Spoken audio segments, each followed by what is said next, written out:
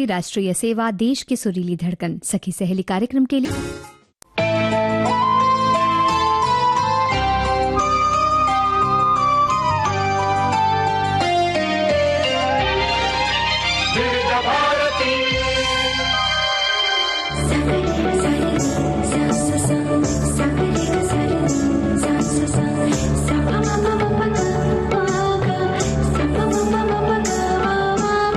सखी सहेली।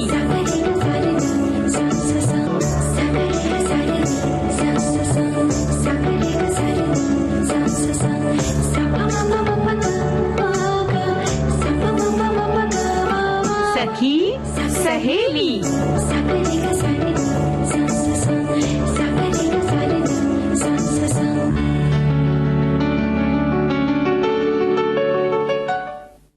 सखी सहेली सुनने वाली सभी सखियों, सहेलियों और श्रोताओं को नेहा शर्मा का नमस्कार। आरती जी, आपको भी मेरा नमस्कार। नेहा, आपको और सारे सखियों को, सभी सखाओं को आरती श्रीवास्तव का नमस्कार। तो आरती जी, क्या बात है, आज आपको ठंड लग रही है कि गर्मी लग रही है? मुझे तो इस समय अब सही लग रहा है। बाहर थी तो ऐसा गर्मी लग रही थी, ऐसा लग रहा था कि बस सर में दर्द होने लगा एकदम से, बहुत ज्यादा पसीने से तर। मैंने कहा कि अब यहाँ से जल्दी से भागने वाला है। बाहर निकला ही नहीं जा रहा बिल्कुल। सर्दी और गर्मी दोनों मिलके एक अलग सा अनुभव हो रहा है ना, क्योंकि गर्मी है बाहर आमतौर पर सभी जगह, और उसके बाद सभी चाहते हैं कि ठंडी जगह पर रहें, ठंडी ठंडी चीजें खाएं पिएं, और फिर उसके बाद वापस धूप में जाते हैं, और इस तरह से सर्द गर्म हो जा रहा है बहुत से लोगों को। सही बात है, लेकिन क्या करें, निकलना पड़ता है। अगर काम है, आपको कहीं जाना है तो आपको निकलना ही पड़ेगा। बस आपको थोड़ी सी सावधानी लेके चलना चाहिए। थोड़ा पानी की बोतल आपके पास होनी ही चाहिए हर हालत में। थोड़ा सा नींबू पानी हो तो ज्यादा अच्छा उसके अंदर, है ना, एकदम से ताजगी आ जाएगी। ख्वाहिशें बढ़ती जाती हैं कह सकते नहीं, अब बाहर निकलना ही है तो पूरी तैयारी के साथ निकलना पड़ेगा ना। सूरज से लड़ने की तैयारी करेंगे तो उस हिसाब से चलना पड़ेगा। तो आज के कार्यक्रम की क्या तैयारियां हैं हमारे पास, बता देते हैं अपने श्रोताओं। मालूम था नेहा तुम ये बात कहने वाली हो जी। तो आज हम बात करेंगे व्यवहार से जीते विश्वास। किस तरीके से आप अपना व्यवहार रख सकते हैं जिसके जरिए हम लोगों का विश्वास, अपने जानने वाले जो या और जो भी नहीं है, जिनके साथ पहली बार मिल रहे हैं, उनका भी हम विश्वास जीत सकते हैं, और उसके बारे में बात करेंगे। और साथ ही हम चाहेंगे कि जो हमारे श्रोता हैं, जो भी सुन रहे हैं, वो भी अपने विचार साझा करें हमसे। और साथ ही हम बात करेंगे आज मुहावरों की दुनिया में 2.5 दिन की बादशाहत। तो इस पर भी विचार साझा करेंगे हमारे दोस्त, और साथ ही साथ हल्की फुल्की बातें के अंतर्गत यात्रा के मजेदार अनुभव आप साझा कीजिए। यहाँ तक कि कुछ तो अनुभव आना भी शुरू हो गए हमारे पास। और इसके अलावा सखी विशेष में आज बात होगी गजल अलग की, जो मामा अर्थ की सह संस्थापक हैं। जी हाँ, और आज विशेष दिन है, एक डॉक्टर अंबेडकर जी की आज जयंती है, तो उस पे हम बात करेंगे। जी, डॉक्टर भीमराव अंबेडकर की आज जयंती है, और भारत के संविधान के मुख्य रचनाकारों में से एक रहे हैं भीमराव अंबेडकर जी। स्वतंत्र भारत के प्रथम विधि और न्याय मंत्री के रूप में उन्हें पहचानते हैं हम। भारत की गणराज्य की संपूर्ण अवधारणा के निर्माण में उनका योगदान अमूल्य है, और देश के प्रति भी उनका जो योगदान है उसे सम्मान देने के लिए ही प्रत्येक वर्ष 14 अप्रैल को उनके जन्मदिन के दिन हम ये जयंती मनाते हैं। जी हाँ, और अंबेडकर विधि एवं अर्थशास्त्र के विलक्षण विद्यार्थी भी थे और व्यावहारिक विद्वान थे। उन्होंने कोलंबिया विश्वविद्यालय और लंदन स्कूल ऑफ इकोनॉमिक्स में दोनों से अर्थशास्त्र में डॉक्टरेट की उन्होंने उपाधि प्राप्त करी थी, और उन्होंने अर्थशास्त्र में अपनी गहरी समझ का उपयोग भारत को पुरातन मान्यताओं और विचारों से मुक्त कराने के लिए किया था, जो कि हमारे लिए बहुत नुकसानदायक थी, जिसकी वजह से बहुत परेशानियां झेलनी पड़ी। तो उन विचारों को से मुक्त कराने का काम किया उन्होंने। तो सामाजिक बदलाव तो वो ला ही रहे हैं, और बाबा साहब अम्बेडकर की जयंती पूरे देश में मनाई जाती है। उन्होंने विशेषकर महिलाओं, दलितों, आदिवासियों, श्रमिकों के लिए काफी संघर्ष किया। डॉक्टर BR अम्बेडकर ने बहिष्कृत हितकारिणी सभा की स्थापना 1923 में की, और शिक्षा की आवश्यकता को फैलाने और निम्न आय वर्ग की आर्थिक स्थिति को समृद्ध करने के लिए उन्होंने इसकी स्थापना की थी। तो एक तरह से जो भी सभी तबकों को समाज में जो रहे, पहले के ज़माने के हिसाब से अगर हम माने तो बहुत अलग अलग तरह से तबके बटे हुए थे, जिनकी जो सुविधाएं थी वो अलग अलग तरह से बटी हुई थी। तो इन सबको एक समानता का भाव और भेदभाव दूर करने का काम किया डॉक्टर बाबा साहब अम्बेडकर ने, और हमारे संविधान का निर्माण किया। जी, तो इतना बड़ा योगदान है, जिसके जो आज जिस तरह से लोकतंत्र हमारा है, वो लोकतंत्र संविधान पे टिका हुआ है। तो किस तरीके से उन्होंने उसको बनाया और हमारे देशवासियों को इतना बड़ा उपहार दिया, उसके लिए हम उनको बहुत बहुत नमन करते हैं। जी, और जहाँ तक मुझे इस बारे में पता है, जो जानकारी है, उस तरह से उन्होंने पूरा हाथों से वो संविधान लिखा, दोनों भाषाओं में, हिंदी में भी और इंग्लिश में भी उसका अनुवाद किया पूरा, जो कि इतनी बड़ी संविधान की हमारी पुस्तक है, हम देखते हैं जी। और उसको पूरी तरह से अपने हाथों से लिखना और उसके बारे में सोच कर लिखना पड़ता है। वो सारी चीजें किस तरह से उन्होंने विचार की होगी, किस तरह से उन्होंने सोचा होगा, हर तबके को लेके, महिला पुरुष ही नहीं, जातियों को, हर चीज को लेके किस तरह से उन्होंने उस पे विचार अपने रखे और किस तरह सबको एक समान अधिकार दिए। तो बहुत ही उनको श्रद्धांजलि देते हैं उनको। जी। और हमारे साथियों ने भी कुछ लिख भेजा है, कहते हैं कि आज डॉक्टर भीमराव अंबेडकर की जयंती है। उनकी जयंती पर उन्हें शत नमन। उन्होंने हमारे देश के संविधान को बनाने में बहुत मदद की, इसलिए उन्हें संविधान का जनक भी कहा जाता है। उन्हें कई सारे उपदेश भी थे उनके, और उनके उपदेशों को अगर हम जीवन में, वास्तविक जीवन में अगर हम उतारते हैं तो हमारा जीवन सार्थक बन जाएगा। बिल्कुल। और एक श्रोता है जो लिखते हैं कि डॉक्टर भीमराव अंबेडकर जी ने भारत का संविधान तैयार करने से पहले दुनिया के लगभग 60 देशों के संविधानों का बारीकी से अध्ययन किया था, ताकि भारतीय परिस्थितियों के लिए सबसे बेहतर प्रावधान चुने जा सके। और ये डॉक्टर अंबेडकर की दूरदर्शिता का ही परिणाम है कि आज भारतीय संविधान दुनिया के सबसे सशक्त और जीवंत दस्तावेजों में से एक माना जाता है। तो डॉक्टर भीमराव अंबेडकर को हम नमन कर रहे हैं आज अपने इस कार्यक्रम के जरिए। और यूं भी अपने पूरे जीवन में हमारे पास बहुत से ऐसे मौके आते हैं जब हम ये सोचते हैं, उनके बारे में सोचते हैं कि कितना उन्होंने विचार किया और किस तरह से सबके जीवन को बदलने के लिए उन्होंने काम किया। तो एक बार फिर से हम उन्हें नमन करते हैं जी। और आज एक पर्व भी है, एक नहीं कई पर्व हैं कह सकते हैं जी। और बैसाखी का पर्व है, जो खुशियों का एकदम, समझ लीजिए खुशी कहाँ से आती है, जब हम कुछ अच्छा खाते हैं और वो उगता है, जो उगाते हैं किसान, उनके लिए हमें बहुत ज़्यादा, समझ लीजिए उनका उपकार मानना चाहिए कि वो इस तरह से पूरी मेहनत करके उस अनाज को उगाते हैं। तो ये फसल काटने का भी दिन मनाया जाता है, बैसाखी का दिन। तो फसलों का त्योहार है बैसाखी, और कहीं बिहू के रूप में मनाया जाता है, कहीं हमारे साथियों ने बहुत सी अलग अलग नाम बताए, क्योंकि अलग अलग प्रांतों में अलग अलग नाम से मनाया जाता है, लेकिन सबका एक मूल है, कह सकते हैं सबकी एक जड़ है, वो है फसल, जो उन सबको जोड़े रखती है। तो इस त्योहार की हम सभी को, जो अलग अलग त्योहार हैं, उन सभी के लिए सबको शुभकामनाएं देते हैं, बधाई देते हैं। बिल्कुल। और बधाई कैसे देते हैं? गीत के जरिए ना। हाँ, इसमें तो गीत होना चाहिए। तो आरती जी, ऐसे दिल ले जाते हैं जब इस तरह के गीत होते हैं जो बड़े मस्ती भरे होते हैं, झूमने पे मजबूर कर देते हैं ना। ऐसा लगता है कि वो जो उत्सव का माहौल है वो किसी तरह से यहाँ पर आ गया, ऐसा लगता है। बिल्कुल। क्योंकि ना देखो, उत्सव क्या होते हैं ना कि हमें एकदम ऐसा फील कराते हैं ना कि हम एक कैसी, अगर कोई बहुत ज्यादा उदास बैठा हो, है ना, लेकिन पता चले कि हाँ, लेकिन जब सोचते हैं ना कि यार त्योहार आने वाला है, तो त्योहार के आने की ही खुशी ऐसी हो जाती है ना कि हम उसमें अवसाद से निकल के बस त्योहार की तैयारी में जुट जाते हैं। और ये त्योहार तो फिर वैसे भी फसलों का त्योहार है। हाँ, फसलों का त्योहार है, अलग अलग नामों से मनाया जाता है।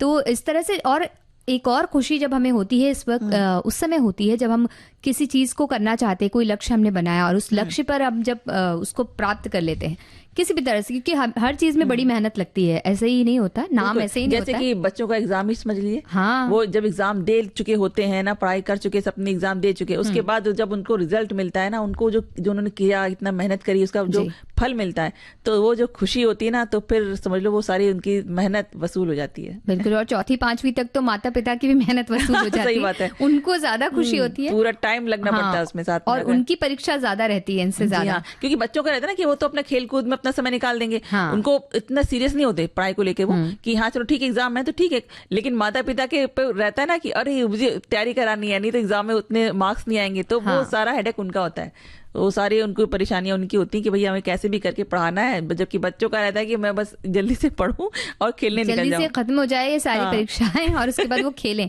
तो बहुत से बच्चों की तो परीक्षाएं खत्म हो चुकी है, वो सब मस्ती के माहौल में आ चुके हैं और अभी उन्हें कोई चिंता नहीं कि परिणाम क्या होगा। बिल्कुल। अब होनी भी नहीं चाहिए, आप कह भी नहीं सकते कि आप किताबों की तरफ देख लीजिए, अभी तो कुछ बोल नहीं सकते, अभी तो सिर्फ वो खेलते ही रहेंगे।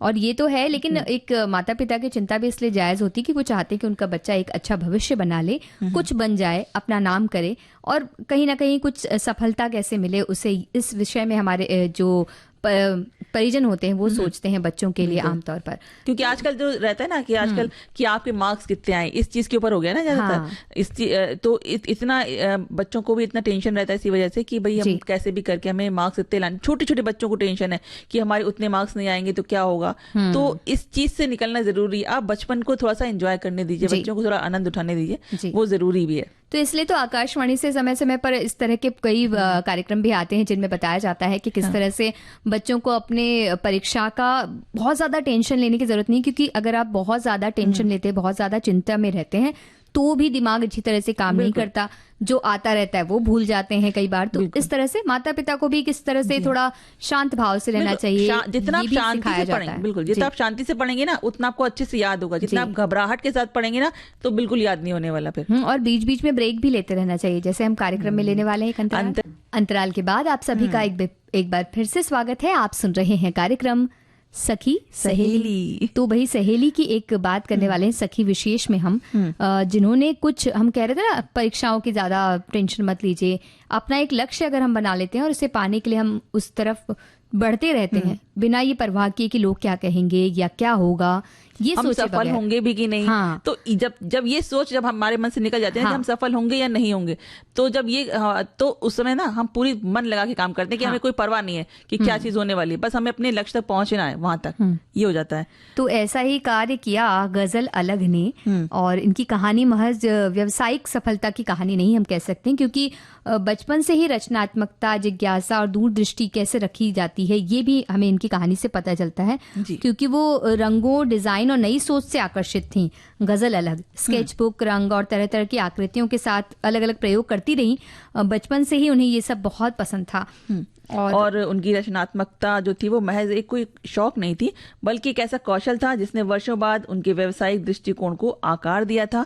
और गजल का जन्म 2 सितंबर 1988 को चंडीगढ़ में हुआ था। उन्होंने अपनी स्कूली शिक्षा गुड़गांव हरियाणा से पूरी की और 10वीं कक्षा तक उनकी पढ़ाई अच्छी रही, लेकिन +2 में नॉन मेडिकल चुनने के बाद हालात थोड़े बदल गए। और पहली बार असफलता का उन्हें सामना करना पड़ा गणित की परीक्षा में, जब वो बहुत ही मुश्किल से ही बहुत कम अंकों से पास हुई।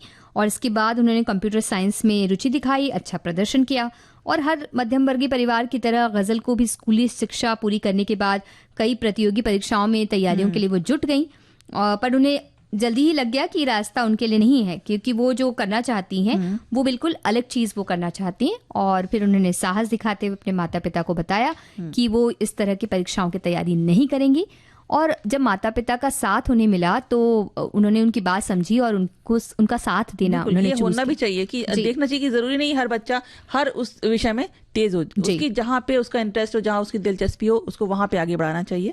तो उनके माता पिता ने ये समझदारी का काम किया, लेकिन उनके माता पिता की सलाह के साथ एक शर्त भी थी कि अगर गजल कोई अलग रास्ता चुनना चाहती थी तो उसे खुद उस पर चलना सीखना होगा। स्नातक की पढ़ाई के दौरान उन्होंने 5,000 रुपए के वजीफे पर इंटर्नशिप की। उनके माता पिता का समर्थन केवल पसंद की स्वतंत्रता देने और जिम्मेदारी और आत्मनिर्भरता के मूल्यों को स्थापित करने तक ही सीमित नहीं था। और बाद में उसने उनके उद्यमशीलता के सफर में उनकी मदद भी की। उन्होंने पंजाब विश्वविद्यालय से कंप्यूटर एप्लीकेशन में स्नातक की डिग्री प्राप्त की और स्नातक पूरा होने से पहले ही नौकरी भी हासिल कर ली। और उन्होंने न्यूयॉर्क एकेडमी ऑफ आर्ट्स में ललित कला में भी डिग्री प्राप्त की थी। और 2008 में गजल ने NIIT लिमिटेड में 2 साल तक कॉर्पोरेट ट्रेनर के रूप में काम किया।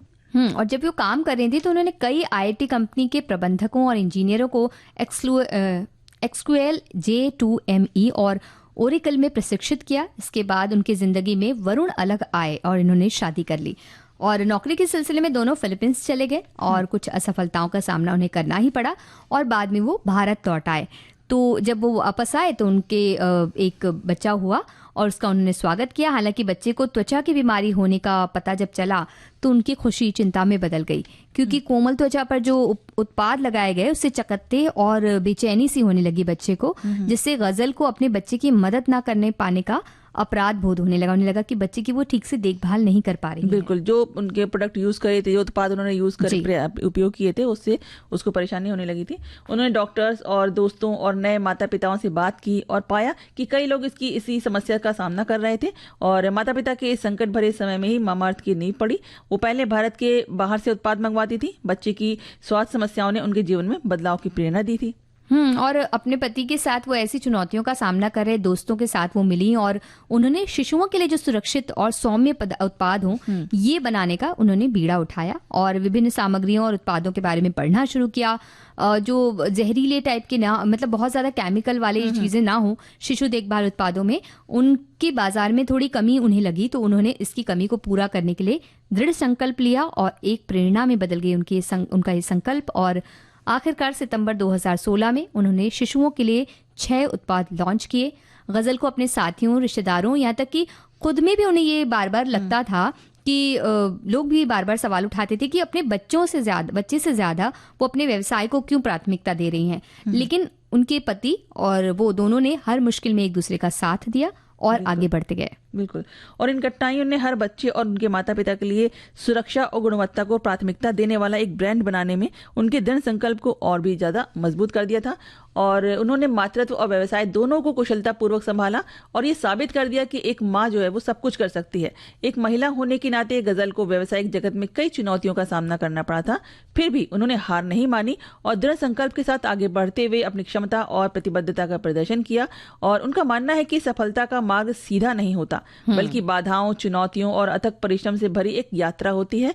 वो स्वीकार करती हैं कि एक सफल महिला के सफर में अक्सर प्रशंसा से कहीं अधिक आलोचनाएं होती हैं। क्योंकि महिलाओं को लेकर बहुत सी बातें होती हैं कि उन्हें क्या करना चाहिए, क्या नहीं करना चाहिए, तो इसलिए सवाल भी उस तरह के कई बार उठते हैं। हालांकि गजल जरूरत पड़ने पर मदद लेने और परिवार के सहयोग के महत्व पर बल देती हैं। गजल का व्यवहारिक दृष्टिकोण और गुणवत्ता के प्रति समर्पण मामाअर्थ की सफलता के प्रमुख तत्व रहे हैं। फोर्ब्स के सबसे सफल महिला उद्यमियों की सूची में भी उनका नाम शामिल है। और जब हम बातें करते हैं इस तरह से, तो बहुत सारी चीजें एक साथ गुथ कर जब आती हैं, तो भी आगे अगर हम बढ़ते जाते हैं बिना इसके बारे में सोचे, तो कुछ हम हासिल कर पाते हैं। क्योंकि जब इस तरह के सवाल उन पर हो रहे हैं कि आप बच्चे का ख्याल पहले क्यों नहीं रख रहे हैं, तो असल में तो वो उनका ख्याल करिए और साथ में बाकी जो बच्चे हैं उनका भी ख्याल रखना चाह रही हैं। लेकिन इस रास्ते में बहुत सी चुनौतियां हैं जिनका सामना उन्होंने किया और आज एक सफल महिला के रूप में चुनौतियों से डर के भागे नहीं, ना ही बैठ गई। उन्होंने चुनौतियों का सामना भी किया और साथ ही आलोचनाओं को भी उन्होंने पॉजिटिव तरीके से लिया, जिसकी वजह से उन्होंने आज इतना अच्छा मुकाम हासिल किया अपने। और एक बड़ा जो इसमें सीख हमें मिलती कि परिवार का साथ उनके साथ हमेशा रहा। बहुत जरूरी। तो परिवार अगर हमारा साथ देता है तो बाहर क्या क्या आलोचनाएं हमें मिलती हैं, ये सब सोचकर हम जब अपने घर परिवार में आते हैं और उस वक्त हमें सुरक्षित वातावरण मिलता है, तो हम बहुत कुछ कर सकते हैं। बिल्कुल। और हम अभी इस समय है हम कर सकते हैं, गीत सुना सकते हैं। हाँ। और हमको पूरा एतबार है कि हमारे श्रोता जो कमेंट्स लिख रहे हैं, बहुत सारे कमेंट्स उन्होंने भेजना शुरू कर दिया है और उन्हें हम शामिल करने वाले हैं कार्यक्रम में। लेकिन पहले हम बात करेंगे व्यवहार से जीतें विश्वास। किस तरीके से हम अपना व्यवहार रख सकते हैं, हाँ। जिससे कि हम दूसरों का विश्वास जीत सकते हैं। तो जीवन में सफलता पाना, किसी ऊंचे पद पर पहुंचना या किसी की क्षेत्र में भी शीर्ष पर पहुंचना एक उपलब्धि हो सकती है, लेकिन उस ऊंचाई पर बने रहना एक कला है। और अक्सर लोग सफलता के शिखर पर पहुंचकर अपना संतुलन खो बैठते हैं और अपनी सफलता को, अपनी ऊंचाई को गंवा देते हैं। जी, क्योंकि आप इस एक स्थान पर अगर पहुंच गए हैं तो वहां पर मेंटेन करना बहुत जरूरी है। और आपको वहां बने रहने के लिए ऊंचाई पर जब आप होते हैं तो जिम्मेदारी और मानसिक दबाव बढ़ जाता है, क्योंकि अच्छा व्यवहार, विनम्रता और धैर्य ही हमें लोगों से जोड़े रख सकता है। और क्योंकि जब आप ऊंचाई पर है तो लोग आपकी ओर देख रहे हैं और आपकी ओर देख रहे हैं तो आपकी हर गलतियों को देखेंगे, आपके हर व्यवहार को वो देखेंगे। लेकिन अक्सर हम देखते हैं कि लोग तेजी से कामयाबी की बुलंदियों तक पहुंचते हैं, लेकिन गलत व्यवहार आ जाता है या अहंकार आ जाता है और इसके कारण ही वो तुरंत नीचे भी आ जाते हैं, उस ऊंचाई पर बने नहीं रह पाते। बिल्कुल, ये सही है कि ज्ञान हमें ऊंचाई तक ले जा सकता है, लेकिन केवल हमारा व्यवहार ही हमें उस ऊंचाई पर स्थिरता देता है। विशेषकर जब हम किसी ऊंचे पद पर हों तो दूसरों के प्रति हमारा व्यवहार ही हमारे दूसरों पर पड़ने वाले प्रभाव को निर्धारित करता है कि हम किस तरह से किसी को प्रभावित कर पाते हैं। हाँ। और साथ ही व्यवहार जो है वो व्यक्ति के संस्कारों और सोच का प्रतिबिंब होता है। जब कोई व्यक्ति विनम्र, सहनशील और सकारात्मक व्यवहार करता है तो वो दूसरों के दिलों में अपनी जगह बना लेता है। ऐसा व्यक्ति केवल अपने काम से ही नहीं बल्कि अपने आचरण से भी सम्मान पाता है, कि अगर वो चला भी जाए तो भी उसको बहुत अच्छे से याद करते हैं लोग। बल्कि लेकिन कई व्यक्ति ऐसे होते हैं जो घमंडी होते हैं या कठोर स्वभाव के होते हैं, तो फिर लोगों को लगता है कि इनसे तो बात करने का कोई मतलब ही नहीं है, दूर ही रहो भाई इनसे।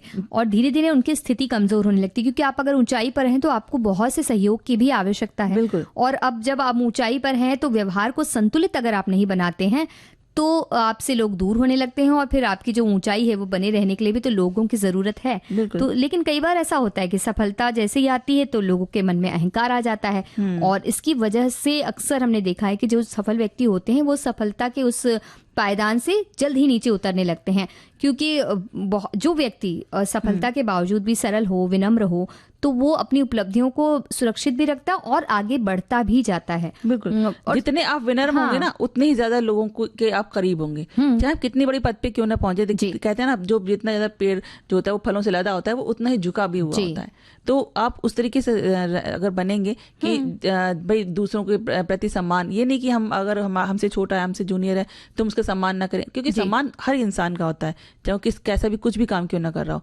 तो एक इंसान होने का उसे सम्मान मिलना जरूरी है। तो अगर आप वो देते हैं तो आपका भी सम्मान जो है वो दूसरे के नजरों में, उसके दिल में हमेशा बना रहेगा। हाँ, क्योंकि अगर आप आगे बढ़ रहे हैं, आपके अंदर प्रतिभा है, तो आप कहीं ना कहीं तो पहुंच ही जाएंगे। बिल्कुल। लेकिन अगर आपको किसी का सहयोग नहीं मिलेगा, कोई समर्थन आपको नहीं, कोई व्यक्ति नहीं होंगे आपके आसपास जिनसे आप बातें कर सकें, या हमारा व्यवहार जब अच्छा होता है तो ही लोग हमारे साथ काम करना पसंद करते हैं। अगर आप एक बड़ी ऊंचाई पर पहुंच गए हैं लेकिन वहां पर कोई व्यक्ति आपके साथ काम करने तक को तैयार नहीं है, तो किस तरह से आप उस जगह पर बने रह सकते हैं। और कहते हैं भी ना कि सफलता प्राप्त करना एक यात्रा है, लेकिन उस सफलता को बनाए रखना एक कला है, और ये कलाकारी एक अच्छे व्यवहार से हम सीख सकते हैं। और अगर हमारा आचरण हमेशा सकारात्मक रहेगा, विनम्र रहेगा और संतुलित रहेगा, तो कोई भी ऊंचाई हमें डिगा नहीं सकती। हम कहीं भी पहुंच जाएं, हमारे मन में उस तरह का अहंकार ही नहीं आएगा जिससे हम किसी को अपने से नीचा माने, या ऐसा सोचे कि इनसे हमें इस तरह के अच्छा व्यवहार करने की जरूरत नहीं है।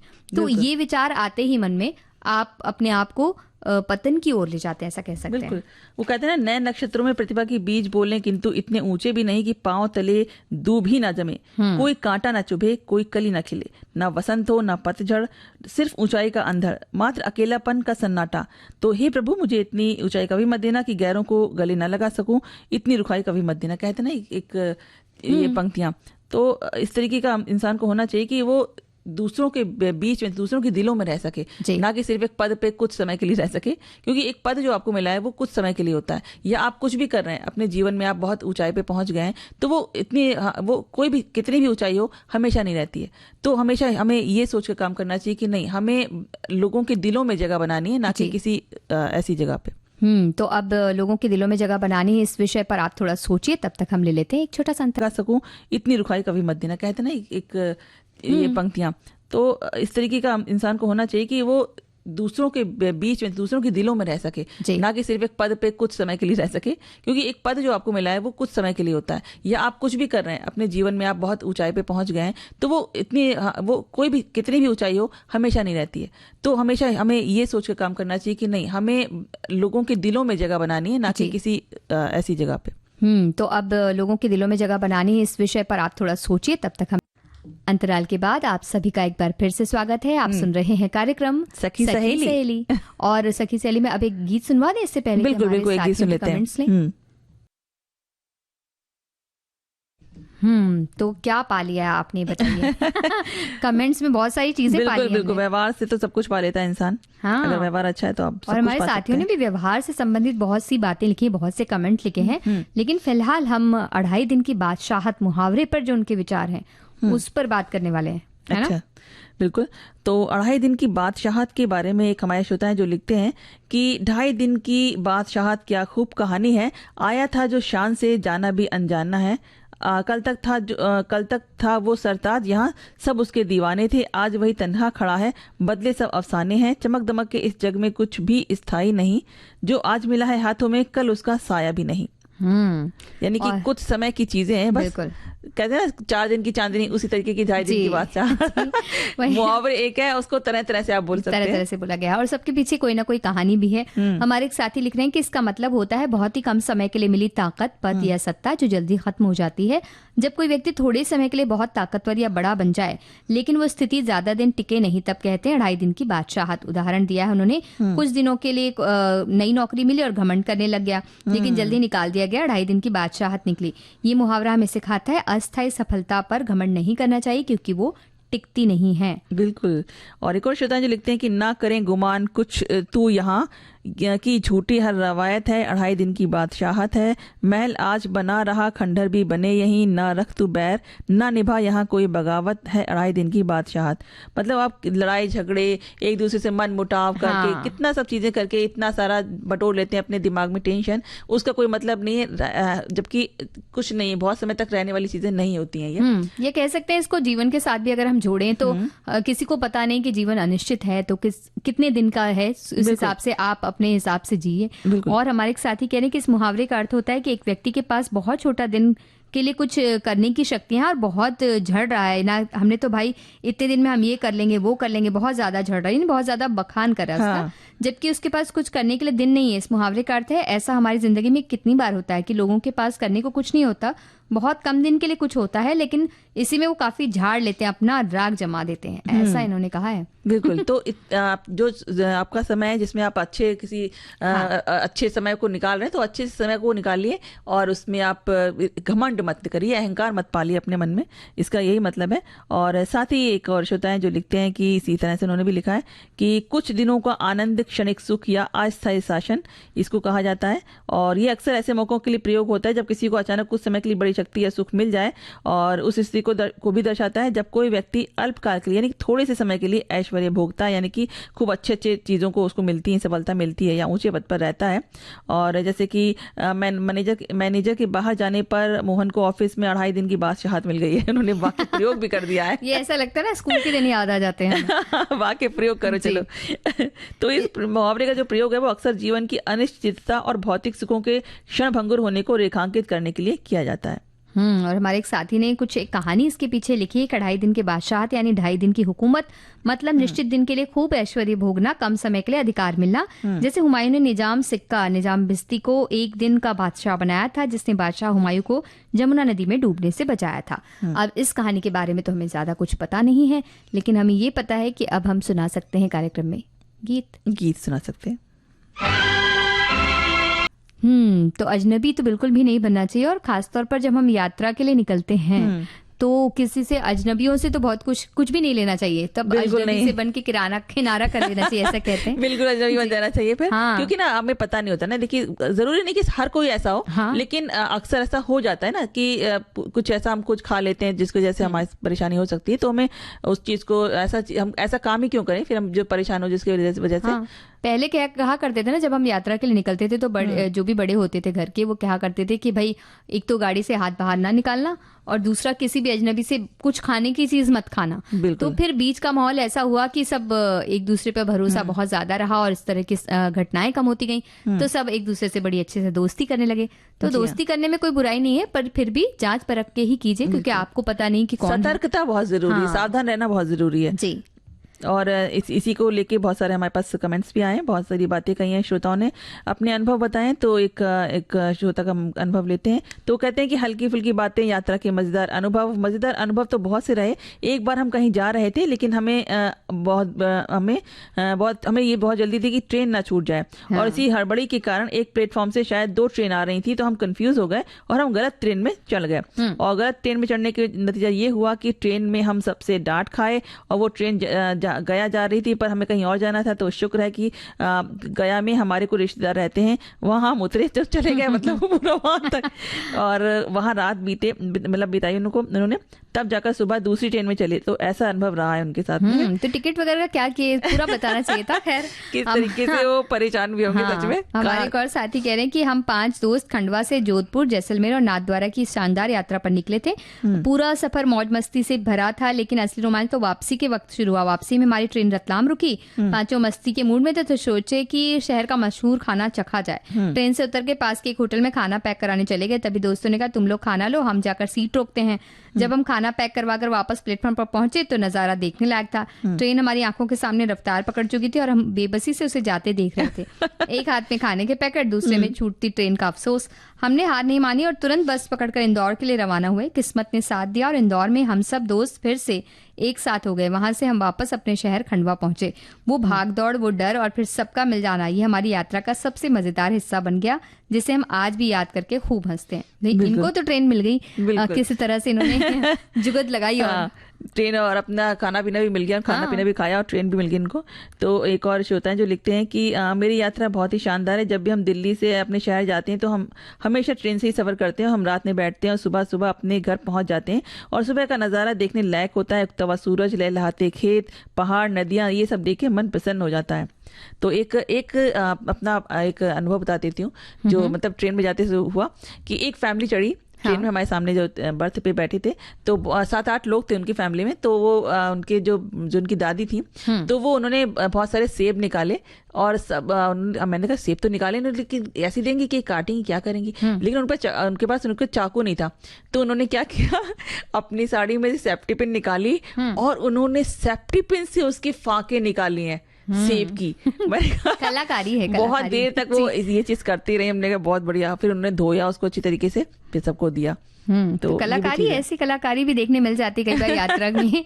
और यात्रा के मजेदार अनुभव यादों के पिटारे की सबसे कीमती चीजें होती है, ऐसा हमारे एक साथी लिख रहे हैं। अलाव के पास ब्रेड बटर सैंडविच की हल्की फुल्की बातें, अचानक से ट्रैफिक में फंसकर ड्राइवर से गुफ्तगू या फिर अनजान शहर की गलियों में खोकर नए दोस्त बनाना, ये अनुभव ही जिंदगी को रंगीन बनाते हैं। ऐसी यादें हमारे चेहरों पर मुस्कान लाती है।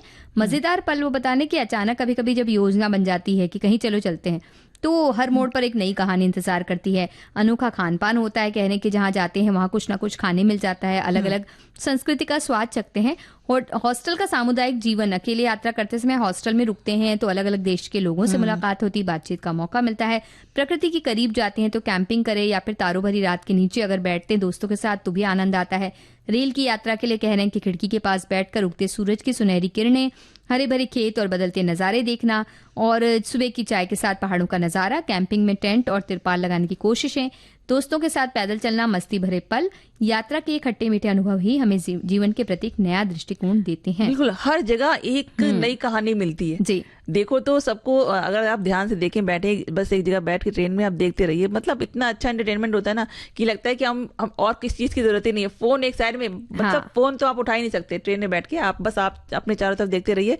बहुत अच्छा लगता है, नई नई चीजें मिलती है देखने के लिए। और यात्रा का असली अनुभव ट्रेन की यात्रा में ही होता है, या बस की यात्रा में तो बड़ा मुश्किल सा होता है क्योंकि कभी कहीं मुड़ रही है, कुछ हो रही है। ट्रेन में आप बैठ जाते हैं और आप शांति से बैठ जाते हैं, आपको कुछ चिंता नहीं होती है और आसपास देखते हैं। अगर आपको जो भी सामने वाला अगर अच्छा लग रहा है, सामने वाले लोगों से बातचीत हो गई तो अलग बात है, या फिर आप अपनी किताब लेकर बैठ जाइए, गाना आप लगाकर बैठ सकते हैं। बस हेडफोन ना हो तो गाना ना लगाएं, तो चित्रहार हो जाता है सभी के लिए। तो वो एक बल्कि मैं तो कहूँगी आप फोन को एक साइड में रख दीजिए, क्योंकि फोन से थोड़े समय के लिए आपको इससे रहेगा ना, फोन से भी थोड़े समय के लिए छुटकारा मिलेगा। साथ ही आप बाकी आप दुनिया में किस तरीके से लोग कैसे रहते हैं, क्या करते हैं, उनका रहन सहन, मतलब ट्रेन एक समझ लीजिए एक छोटा सा एक गाँव समझ लीजिए उसे।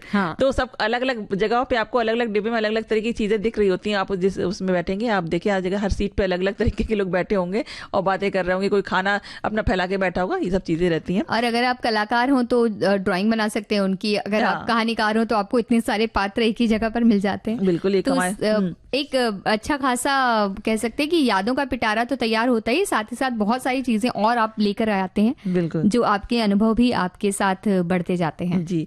तो एक हमारे श्रोता जो लिखते हैं कि हमने कुछ समय पहले उत्तराखंड और हिमाचल हम घूमने गए थे अपने परिवार के साथ में। वहां नैनी झील में बोटिंग करते हुए वहां चारों ओर के प्राकृतिक दृश्यों को देखना बहुत अद्भुत था। परिवार ने वहां के स्थानीय व्यंजनों का आनंद लिया और तल्ली ताल से मॉल रोड तक पैदल खरीदारी करी। हिमाचल की यात्रा में हम बहुत से लड़के लड़कियों से मिले जो बाइक पर ट्रैकिंग के लिए जा रहे थे और उनकी बाइक सामानों से लदी हुई थी। उन्होंने हमारे साथ देर तक बातचीत की और अपने अनुभव साझा किए। तो एक उनको अलग ही अनुभव भी मिला कि किस तरह से वो कर सकते हैं, वहाँ पे जा सकते हैं। और साथ ही बहुत सारे इन्होंने अपने अनुभव लिख रखे हैं। एक इन्होंने लिखा है कि हम 2 सखियां अपने परिवार के साथ मिलकर उत्तराखंड की यात्रा करने गए थे। दोनों की माताओं से कड़क रोटी नहीं खाते बन रही थी और होटल वाले से कहने के बाद भी उसने ध्यान नहीं दिया। तो इत्तेफाक से दरवाजे पर एक कुत्ता आकर बैठ गया। एक रोटी उसे देते हुए कहा, ये रोटी इतनी कड़क है कि वो कुत्ता भी नहीं खाएगा। और ऐसा ही हुआ, या शायद कुत्ते का पेट भरा हुआ होगा, वो सूंघकर चला गया और हम सबको बहुत जोर से हंसी आ गई। हम शर्मिंदा शर्मिंदा भी हुए और नरम रोटियां लाकर माताओं को खिलाई। और ये जब हम सब बैठे हुए उसे याद करें तो भी हम उसे याद करके हंसते हैं। ऐसा हो जाता है कई बार, जो बोला जाता है वो हो जाता है, और कई बार ऐसी मुश्किलों का सामना भी करना पड़ता है। हमारे एक साथी ने छत्रपति संभाजी नगर से ट्रेन की यात्रा से हैदराबाद गए, फिर वहां से शैलम ज्योतिर्लिंग मल्लिकार्जुन दर्शन किया उन्होंने, फिर साक्षी गणपति के दर्शन किए और उसके बाद मल्लिकार्जुन डैम देख के रात को हैदराबाद पहुंचे। और बहुत गर्मी थी और वहां पर उन्होंने अपनी पत्नी का जन्मदिन मनाया। तो जन्मदिन मनाया होगा तो जश्न हुआ होगा, कुछ गाना वाना तो होती हैं अलग अलग यात्राओं के दौरान, तो बहुत अच्छा रहता है। लेकिन व्यवहार का भी बड़ा महत्व है। बिल्कुल, और व्यवहार को लेकर भी हमारे श्रोताओं ने बहुत कुछ कहा है, तो लेते हैं। एक हमारे श्रोता जो कहते हैं कि किसी का भरोसा शब्दों से नहीं बल्कि हमारे व्यवहार से बनता है। जब हम सच बोलते हैं, हम अपने वादे निभाते हैं और दूसरों का सम्मान करते हैं, तभी दिलों में जगह बनती है। विश्वास एक ऐसा रिश्ता है जो धीरे धीरे बनता है और एक पल में टूट भी सकता है। अच्छा व्यवहार ही सच्चे विश्वास की नींव है। और हमारे एक साथी ने यात्रा के बारे में लिखा है कि एक किस्सा हुआ, जब उदयपुर घूमकर वो आ रहे थे, घर आ रहे थे, तो आते समय थोड़ी दिक्कत हुई, तो शायद बाहर के खाने से, तो उन्होंने कुछ नहीं खाया। तो उन्होंने कहा कि घर पे जाकर खाएंगे, पर हमारे साथ जो बैठे थे उन्होंने सुन लिया, तो वो अपने घर से खाना लाए थे, तो उन्होंने बहुत मना करने पे भी हमें खाना दिया। सिके हुए मुरमुरे थे, दवाई थी और दवाई भी उन्होंने दी। तो इतने अच्छे लोग भी होते हैं, हमारा सफर इतना अच्छा कटा। तो वाकई सब तरह के लोग होते हैं, व्यवहार से ही, जैसे कहते हैं कि दिल जीत सकते हैं, तो उन्होंने व्यवहार से इनका इस तरह से दिल जीता कि वो आज भी याद करें। हमारे एक साथी कह रहे हैं कि प्लेन से बादल देखने का नजारा अद्भुत होता है वाकई। और एक साथी कह रहे हैं कि भाई बस ट्रेन से ही यात्रा नहीं होती है, ट्रक, साइकिल, जहाज और पैदल यात्रा भी तो हुआ करती है। हर तरह से और उनके अनुभव, तो अगर आप उनके अनुभव साझा करते तो आज शामिल होता ना, हमें क्या पता ऐसी यात्राओं के बारे में। हमने पैदल यात्रा हम तो आपके अनुभव सुना रहे हैं। जी, और साइकिल की यात्रा भी हमने छोटी मोटी की है। ट्रक में तो हम कभी नहीं गए। आप बताइएगा, अगली बार कभी ऐसा मौका लगे तो जरूर बताइएगा। बिल्कुल। और एक हमारे श्रोता हैं जो कहते हैं कि जब आप किसी ऐसी जगह पर होते हैं जहाँ आपकी भाषा नहीं चलती, तो आप दुनिया के सबसे बड़े मूक कलाकार बन जाते हैं। प्यास लगी है तो हाथ से गिलास बनाना, और अगर गलती से कुछ तीखा खा लिया तो बिना आवाज के जो चेहरे के भाव बनते हैं वो किसी कॉमेडी फिल्म के कम नहीं होते। सामने वाला आपकी मदद तो करता है, लेकिन आपकी एक्टिंग पर मनी मन मुस्कुराता जरूर है। ये है मेरा अनुभव।